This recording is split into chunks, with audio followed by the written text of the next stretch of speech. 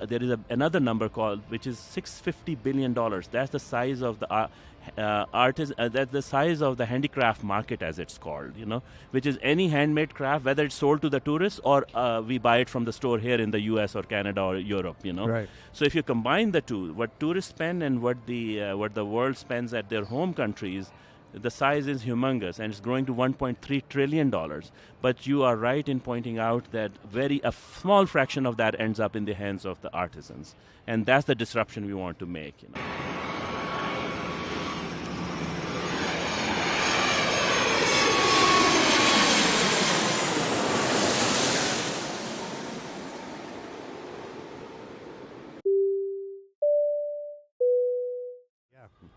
Hello, everyone, and welcome to another live edition here at Las Vegas Forbes Summit. I have the pleasure now to introduce you to someone that I've actually been really wanting to have on this podcast for almost a year. I think that we've tried to make this happen, and we're sitting down together, and it's really happening. I have Rana Saad, who is the founder and CEO of Tuzmo, with me. Welcome, Rana. Thank you so much, Dan, and it's a true pleasure. I was also hoping to speak to you as soon as we could, but 1 year is not too long. It's a true honor and pleasure to be here. Well, likewise, and I think that for me, obviously, I know how respected you are from your colleagues, and we've been together in a few different conferences, and now here we are at the Forbes conference. But I also love your business model, Tuzmo. So let's actually start with that. Tell everyone a little bit about what Tuzmo actually is. Absolutely. And we being in the same conferences mean that we have the same passion. Yes. And it's a passion-driven exercise. If you think about it, when we all travel, we look for ways to connect with local cultures and experiences. And that's the problem that Tuzmo is solving, that we are helping travelers and tourists, when they go to a destination, connect with authentic local artisans and hence the local culture and experience. Interesting. And how long ago was it you started it? We started, believe it or not, on the dot just before the pandemic, January 2020, we couldn't have chosen a more, I guess, unfortunate time, but we didn't know at that time, right? But yes. In hindsight, actually, it's not that terrible that we started then, because it gave us time to look at the big picture and see what people really care about, when travel did restart. It was obvious that it has changed, and as you can relate from, because you travel a lot, that, people have moved on from just visiting places, checking off boxes on their, bucket list, so to say, and really started to seek experiences, which help them connect with local culture, local communities, maybe experience what's best on offer from that culture. Yeah. So our journey is 4 years old, but if you subtract the year and a half of the true pandemic downtime, we are a relatively young company. Yeah, you're a startup. Yeah, Exactly. You're just getting out of the gate. So, and the reason I love the business model and the concept so much, I've always been intrigued by supporting local communities. Mm-hmm. When I worked at Lonely Planet for many years, there was this big question of whether or not to promote Myanmar, Burma, as a destination. And one of they took a very strong position, which was they would produce a guidebook because their view was it was best to encourage people to travel to get money in the hands of local people. Mm-hmm. And some people push back against that because the military junta was primarily the one benefiting from tourists going there, and it was causing more oppression. It was a complex issue. Mm-hmm. But in terms of many organizations around the world that support women's organizations is a great example. I can think I went to Jordan, and we went to go and visit this women's collective that was designed for unmarried women that didn't really have other opportunities, and they actually were able to work on their crafts and sell their crafts. And so you're supporting essentially single women, or and that was really powerful and important to me, especially being raised by a single mom. So I've always been very focused on traveling and getting money in the hands of locals. Mm-hmm. And if you came for a tour of my house, which hopefully you will at some point, you'll see every souvenir, if you will, and I'm not always crazy about the word souvenir, but every artifact, I'm always buying local handcrafted items, and I'm willing to pay a premium for them, because I know that it took like 30 days to make and to weave this. So they give you a price to say, give us an average of $1 per day. This is worth $30. So, and the idea that you are disrupting what is like about $150 billion global artisanal crafts market. So tell me a bit more. I know your background is in technology, and you've had some executive roles at a number of interesting companies. But when it actually came to starting this, you're based in Washington. What was for you, I guess, the passion point and the driver to create this, and where does the business operate today? Sure. So first of all, I mean, it has its seeds in my history as a traveler, as an avid traveler all my life. Since even I was a kid in Pakistan before I moved to the U.S. As a teenager. Even there, I would dream, of traveling the world. So traveling the world was kind of my passion from day one. But luckily, my work as a Accenture consultant, I was a consultant for a long time with Accenture, leading digital innovation in North America for them and also around the world.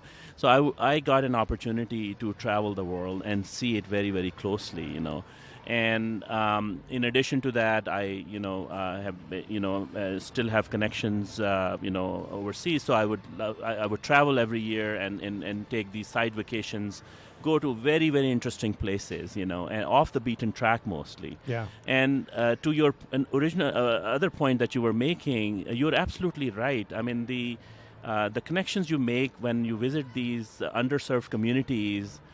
The memories you bring back are unmatched, So, and in my mind, that's the common thread that combines all of humanity. You mentioned Myanmar.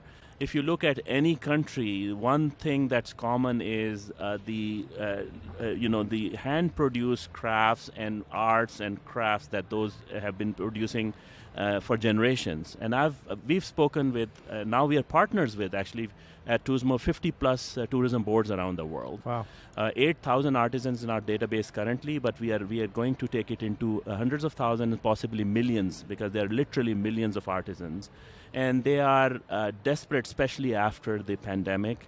And I think we have a huge opportunity to solve a major gap in in travel, in the travel world. And you mentioned the 150 billion number. That is one of the numbers we use. 150 billion is the size of what the tourists spend when they get to a destination, right. And that's from WTTC. But there is another number called, which is $650 billion. That's the size of the that's the size of the handicraft market, as it's called, which is any handmade craft, whether it's sold to the tourists or we buy it from the store here in the U.S. or Canada or Europe, Right. So if you combine the two, what tourists spend and what the world spends at their home countries, the size is humongous, and it's growing to $1.3 trillion. But you are right in pointing out that a small fraction of that ends up in the hands of the artisans. And that's the disruption we want to make, Interesting. So one of the things I also wanted to ask you, I got a lot of questions. No, absolutely, I'm ready. Because spent time on your website, and the tagline that you have, matching tourists with authentic artisans in a destination. One of the thoughts that I had going back some time was the idea of when we often travel, we're not necessarily, especially if you're taking a longer trip. If you're taking a shorter trip, you're flying home in a week, you can fill your bag or know how much you can take with you. But if you're taking a longer trip, like a 3-month trip, or it's we've done we've been very fortunate to do a lot of travel, and we've done we've had the opportunity to take 3 extended multi-month round the world trips. And when we do these kind of epic journeys, we'll send boxes back to ourselves. So we'll have made purchases in Thailand and Vietnam, and then we'll send a package back home. And then eventually when we come home, we open these boxes and we're just we've got all these amazing handicrafts that we've bought at all these markets. Yeah. But what I always thought was I would have loved to have a service that when I got home, this idea of forgotten souvenirs, that it's not until you get home that then you say, oh, I want to buy that. Yeah. So where I'm going with this question, and I'm very intrigued to know the customers you have right now that are using Tuzmo. What would you say the makeup of it? Is it people that have traveled to a destination that didn't purchase something while they were there and now want to? Is it people that haven't traveled to a destination and are just shopping for artisanal products? And I'm sure maybe it might be a combination of both.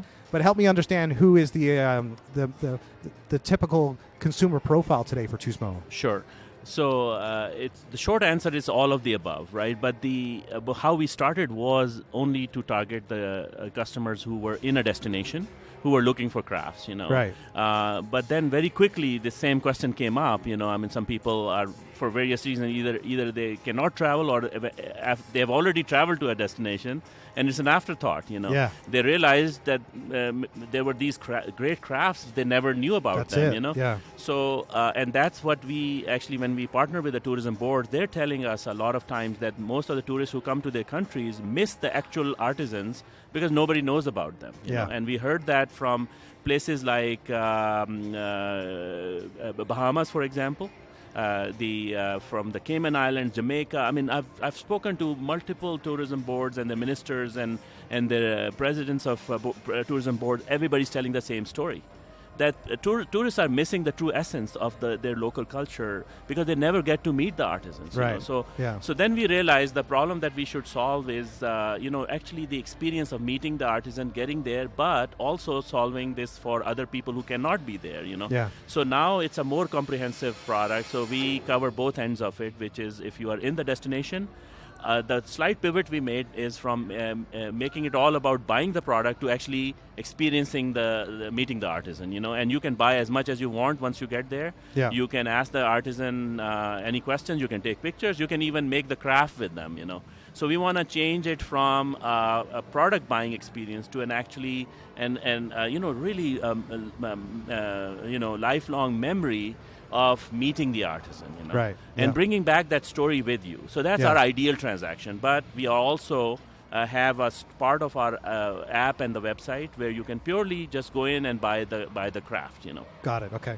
Yeah. So I think that's a really interesting one right there. Obviously, you've already addressed it, but that you can actually enjoy your travel to a destination, but then you can actually come back home and purchase products as opposed to stressing about getting it while you're there. Because sometimes you also make those decisions where you're not ready to spend that kind of money, then you kick yourself later, be like, oh, I really should have bought it.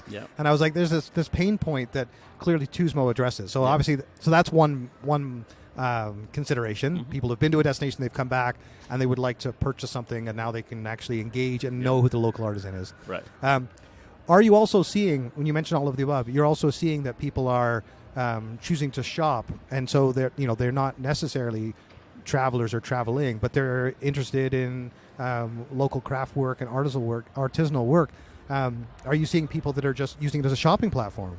Absolutely. So there's that class as well. And sometimes people say when you do that, you are just like Etsy. And we say, no, we are still different from Etsy, because Etsy is, and no offense to that, that's a great business model, and kudos to them. But Etsy and Amazon, if you buy a craft from there, it is probably a replica or a copy or a same product which has been produced hundreds of times, probably thousands of times. The crafts we are selling are artisanal, and by definition, each one of them is a unique piece. Although they may have the same sort of general design, but artisan is producing each one of them, probably spending multiple days producing those. So there's a sort of qualitative difference between what when we sell purely that when Tuzmo acts as purely as a e-commerce platform for people to buy crafts, even then we differentiate ourselves from other platforms where you can buy handmade things. Interesting. Yeah. And the other thing I wanted to ask you too is that during the pandemic, obviously when you created this business, there was sort of a trend both with Airbnb when they couldn't travel, this idea of doing virtual tours. And I worked with Amazon for a time during that period as well, and we launched some of our travel products on Amazon. And there almost seemed like there was this exciting opportunity, and the angle that Amazon had at the time, or at least the way it was being positioned, was that it starts with being able to experience a tour remotely. So you have a guide and destination, you have a small group essentially that's at home. And one of the interesting destinations was like Chernobyl, going and exploring the dogs of Chernobyl, that kind of thing. But actually where it got more interesting was that they were intending to make it a shopping experience. So you actually had someone in destination that could then actually shop on your behalf. And so it was a virtual shopping. And that never came, Amazon never delivered on that. And who knows if there's something they'll be revisiting. But tell me, with Tuzmo, given you've got the relationships with these local artisans, is it a part of an option? Is there something you already have that addresses that in terms of actually being able to have a connection with them and watch them? Because so many tour operators, they go to a destination and they get to watch how something's made, then they all purchase the goods, right? So I'm always figuring out how can you replicate that model. So yeah, absolutely. So first of all, we have a roadmap of how the product will evolve. And virtual reality or virtual experiences and even AI-driven, sort of smart matching of preferences and things like that, definitely on our map. But it's not a current feature. We are working on virtual reality, virtual experiences, and it'll be part of the product very soon. It's not currently in the platform. Very exciting. Yeah. Another thing I wanted to ask you too, I'm just very keen to know what destinations are people gravitating to at the moment in terms of the crafts. Is there, like, I can think for one example, like Italy, there's Venice, there's glass blowing. But I'm very keen to know. I mean, but that's obviously largely because so many people go to Venice and they're trying to figure out what to do, and they like so that's and some of these places, I'll use the word that obviously is like a tourist trap. Right, right. There's also that negative association times with souvenirs is that you get pushed through to buy something. Right. And that's the beautiful thing about Tuzmo. Like, you're here because you want to interact and engage, not because you're being forced to. Right. So I'd love to know what sort of products you're seeing customers are purchasing today, and where in the world these purchases are being made. Yeah, but first I want to address this, the sort of the core hypothesis there, which is true that these tourist traps. That's exactly our reason to be. That's the problem we're solving, because when people go to these run-of-the-mill, sort of itineraries, follow everyone else, that creates problems like over-tourism. And you mentioned Italy. Venice, for example, I was just reading the other day. They're imposing all sorts of taxes to make sure that the city doesn't get overcrowded, right? So they are actually pushing people away from the city and really making it about quality, not about quantity, right? Yeah. So that's very important, and I'm glad you mentioned that, because over-tourism is not just about visiting a city in big numbers, but it also about because of lacking options, because tourists don't know. I mean, if these experiences or these new ways of spending their time in a destination don't exist, tourists are only going to flock to the same spots, right? Yeah. So, and that's what we are offering here in this conference, by the way. We are partnering with the best luxury hotels in the world and giving a superior experience to their visitors. So the areas immediately surrounding the hotel, we are building, or we are curating the best experiences for even the luxury guests. So let's talk about that. I'm glad you brought that up. I mean, in terms of actually being here and why we're sitting here together. So I know you've been part of a display with 3 or 4 other startups. So you tell us what brought you to the Forbes Summit this year. Sure. So we are very honored and privileged to have been invited to be part of.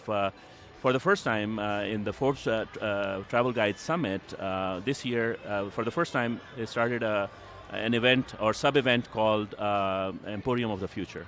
The idea is to display disruptive technology of the future having to do with travel, and especially luxury travel. And 4 other companies, wonderful companies, and we all, sort of supplement each other, complement each other very, very well. And they're all addressing the core same problem, which is, how do we enhance the experience of the customers who are visiting a particular destination. So we are one of the 5 companies, and we gave 2 presentations on what's special about our technology, how we can solve a very important problem for the luxury hotels. Interesting.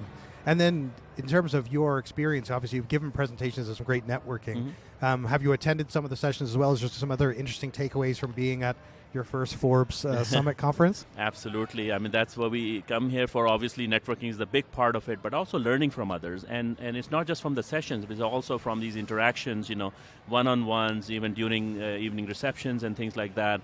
The one session, and I may be biased a little bit, but the AI one was very, very, useful. Some of the people on the stage I knew, but I learned a lot from them. I think the sort of messaging we got from there, or learning we got from there, really supports what we are doing. Is AI is there as a tool to support this shift, this massive shift in travel, from going places to experiencing the world, right? Or just being or connecting better, right? Yeah.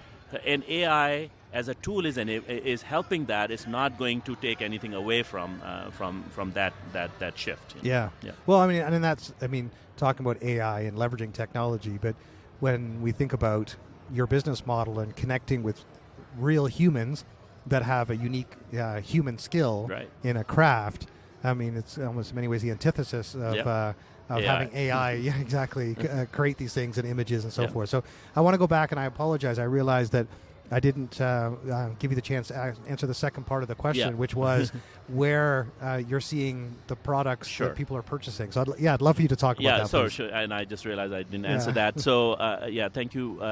In terms of our current hotspots, if you like, Turkey, Morocco, Egypt, Kenya. We are soon launching in South Africa. We have some excellent partners there. So it's a bit opportunistic. Wherever we find the best combination of not just the crafts and artisans, but also good partners. Yeah. So either it's a good hotels and destinations, or tourism boards, artisan associations, whatever connections we find. We are leveraging those, and on top of that, we have local presence in many of these countries now. That's part of our expansion, and we are always looking for new partners. So through this program, any of the great destinations in the world, if you think your crafts deserve better visibility, Tuzmo is the platform. I would love to partner with you and put you on the map. So yeah, talk a little bit more about that, because I'd love for those people listening, because this is where I think there's such unrealized opportunity to tap into that can support local communities if they meet a partner like you, and they can lift communities out of poverty, or they can, and genuinely so, because there's still plenty of opportunities to be able to do that, or even introduce running water or fresh water in certain communities in Africa, for example. Like there's so much work still to be done. Yeah. So how does that work, so that people can really wrap their head around it? How does it work on a local level? You mentioned tourism boards. So who reaches out to you, and how do you make that connection to make products available to be purchased? Sure.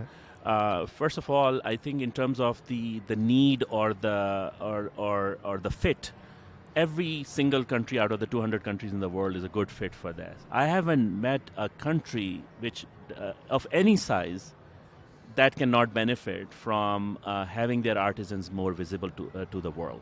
Whether it's our platform or not, I don't care. But every country can benefit. And I'll give you a very small anecdote. Falkland Islands, a lot of us, know them from the war in the 80s. But I met their representative, the tourism board, believe it or not, or tourism authority. The whole population is a few thousand, I think under 3,000, But they do, and I asked them, and I was fascinated by the answers. And they said, we have multiple artisans. Imagine a population of 2,500, and not only having a tourism board, but an artisanal focus and understanding the needs. So to answer your question, the need is everywhere, and how we come into the picture is how we can help. In that equation is. The classic example is the interaction I had with the Fiji Tourism Board's head last year, and he and I sat in a very nice hotels or resorts top floor, and he showed me the view of the entire island or the one of the islands, and he mentioned that the number of artisans, they're wonderful artisans, but it's a countable number. It's not a huge number, in a few hundreds. And what they lack is the visibility. So that's what we work with the tourism boards as a primary channel. But in some countries, their individual artisan associations. All they need to do is work with us and let us sort of do most of the heavy lifting. They probably all they need to do is, first of all, sort of a willingness to share the information, to share the benefit and things like that, and then work with us in access or exposing where are their artisans, because we don't know all the destinations in the world. They're the experts of their own destination. If they collaborate with us, we can then do the rest of it. Once we know the starting point, we have local representatives mostly in the case. If we don't, we'll hire one. We are making the investment. And then we also do the investments once they are enrolled, in terms of marketing, in terms of partnerships that we need to create to get the right focus on these destinations. We also provide all the customer service, all the training that's needed to digitally enable these artisans. We, in fact, a lot of times work with the artisans one-on-one to create or capture their stories. That's a big part of our platform. Yeah. It's not a product listing platform like, again, Amazon or Etsy. What we are doing is we're capturing the stories of the artisans of the world, Yeah. And that's hard work. We individually need to go to every artisan, asking them to record actually on their own cell phones or sometimes with our infrastructure, but basically them telling their own story in their own words, in their own language sometimes, and we are doing the translations. Yeah. So a lot of hard work in capturing the stories and what's special about their craft and all of that. And so to answer your question, all we're asking the tourism boards is to start collaborating with us, let us do the heavy lifting, and you will see the benefit. No, that's so exciting. I'm so glad we're finally having this conversation and we're like covering all of this. So I want to make sure we leave people with how they can find out more about you, how they can connect with Tuzmo. So obviously Tuzmo.com is the place, but tell everyone how they can find more information and stay connected to everything you're doing that's so great, so meaningful, and so important. Yeah, so thank you so much again for the opportunity. Tuzmo.com is the best starting point. We have all the social media links on the website. Best way is to connect with us on your favorite social platform, Instagram or LinkedIn or whatever. We prefer, I mean, a lot of times our information flows through LinkedIn in terms of news and updates. Yeah. But in terms of pictures and videos, Instagram is great. So choose your favorite platform. Mm-hmm. Also, feel free to reach out to me directly. I mean, my email is just rana.saad@tuzmo.com. I always welcome connecting with not just the tourism boards, but also on the partnership side with the hotels, with the cruise companies, with any destination management organizations, with the online travel portals, you name it, travel advisors. I spoke with a lot of them in this conference, and there's a lot of interest, and I would love to convert and demonstrate to you. Give us a small pilot, we'll show it to you. Whichever category you fit in, we'll show value to you. That's awesome. I admire all your efforts, and I'm so glad to see you going from success to success, and I look forward to seeing much more in 2024 and beyond. So thank you, Rana. Real pleasure to speak to you today. Thank you so much, Dan, for having us on the show. We are a big fan of your show, big followers, and it's always great to see you. Thank you so much. Yeah, take care.